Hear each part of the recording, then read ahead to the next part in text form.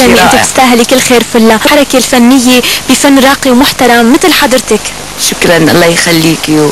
وانا حقيقة انه صحيح انه اول مرة بطلع على جمهوري عبر تلفزيون سوري الجميل العزيز على قلبنا، مش بس لسان اللي بيقولوا، نحن كل العالم تعرف مدى حب وعلاقة الحميمة بين سوريا العزيزة والجزائر.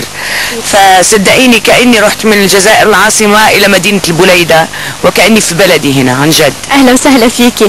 فلا كنت عم تقولي لي إنه ونحن عم نحضر الحلقة كنت عم تقولي لي إنه الحلويات الجزائرية مشهورة، كمان الحلويات العربية الدمشقية كمان مشهورة، فأنا حبيت إني دوقك قطعة لتخبرينا إنه هل هناك نقاط تشابه بين الحلويات الجزائرية والسورية؟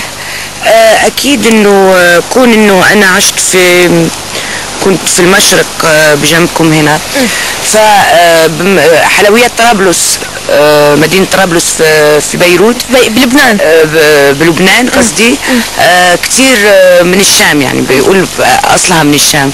فكنت دايما يعني بطلب حلويات، وانا وعدتكم انه كان علي اني اجيب حلويات جزائرية، ولكن ليك البنت ليلى واصلة من المطار على اساس اني امبارح توصل، بس اليوم واصلة ما في مشكلة وما في فرق ابدا. نحن حبينا ندوقك الحلويات العربية السورية. بتحسي في تشابه بين طقوس وعادات مثلا الشعب العربي بين الشرق والغرب، باعتبار الجزائر في غرب الوطن العربي تقع كتير؟ العاصمة الجزائرية يعني صار لي اكتر من اسبوعين هنا، فأسعدت اني شفت الشاميات، الستات الشاميات، الملتقى ما بين الحريم الستات المجتمع، فلقيتهم كتير قريبين من الجزائر العاصمة، يعني عاصمة سوريا اللي هي الشام، دمشق. الشاميات كأني جالسة مع جزائريات، يعني نفس التقاليد، نفس السمبليسيتي، لأنه التراث واحد والتاريخ واحد واللغة العربية وحدة والهوية وحدة، والله لا يفرقنا أبدا عن بعض يا رب. يا أهلا فيكي. فلا حضرتك من مواليد الجزائر، من مواليد فرنسا، لأب وأم جزائريين مناضلين شاركا في ثورة الجزائر اللي كلياتنا نفتخر فيها. نعم.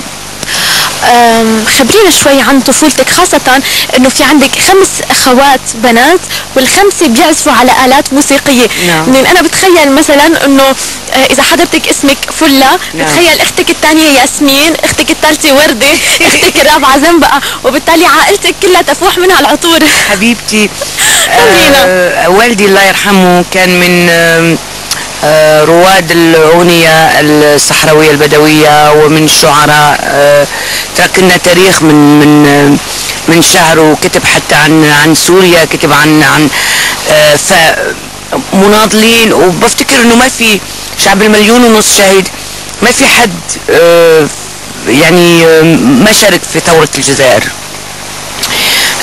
فانا افخر باني بنت ابويا الله يرحمه، يطول في عمركم ان شاء الله. افخر اني وجدت نفسي جدي ابو ابويا مؤسس جمعية العلماء وشاعر العراش، يعني شاعر العراش يعني مثل الشعر النبطي. امي من عائلة كذلك، اخت امي وخال امي الحاج منور، اخت امي ليلى الجزائرية. فوجدت نفسي مثل ما قلتي حبيت اول مرة اسمع انه هي ذاتها مش عارفة امتى بلشت الفن حقيقة، انه وانا طفلة لقيت بيانو هنا وعود هنا ومناضل. ابويا كان بيكتب كتير في يعني شعر قومي وعربي، الشعر القومي والعربي، وتعذب كما تعذبوا كتير الناس من ثورة الاحتلال الفرنسي اكيد. نعم. وهذا الشيء يمكن وفر لك الأرضية لحتى تطلعي منها وتصيري فلة الجزائرية اللي الشعب العربي بيعزها وبيحترمها، ولكن بدايتك كانت من أوروبا، من فرنسا ومن لندن. يعني أنت اشتغلتي هنيك وانشهرتي هنيك وانطلقتي هنيك، وبعدين عدتي إلى الجزائر ومن ثم إلى الوطن العربي. وبتذكر يمكن كنت عم تخبريني لي انه لما كان عمرك 18 سنه كنتي بحفله بباريس كنتي موجوده. نعم. وكانت الشحروره صباح الله يطول بعمرها. نعم. فمسكت لك ايدك. مسكت لي ايدي قالت لي تعالي وكانه حست اني حغني. شو صار؟ خبري عن جد، قولي لي بالضبط شو صار من وقتها. كنت يعني اول شيء بدايتي كانت في الجزائر. كانت في الجزائر في الافراح النسائيه كنت عازفه. اختي نعيمه كذلك، فوزيه عازفه اكورديون ماهره. نحن 5 بنات يعني. القائمه فوزيه، عايده، فله، ونعيمه. الله يخليكم لبعض. شكرا.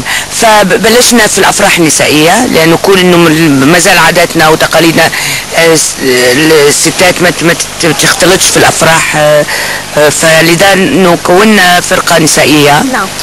وبعدين في سن 18 سنه اخويا هناك كان يعني بروفيسور في الكونسرفاتوار، مدرس في الموسيقى، فراح استقر في فرنسا. ورحت انا واول مره اروح باريس اللي هي مقر ولادتي، اول مره اروح لها. حلو.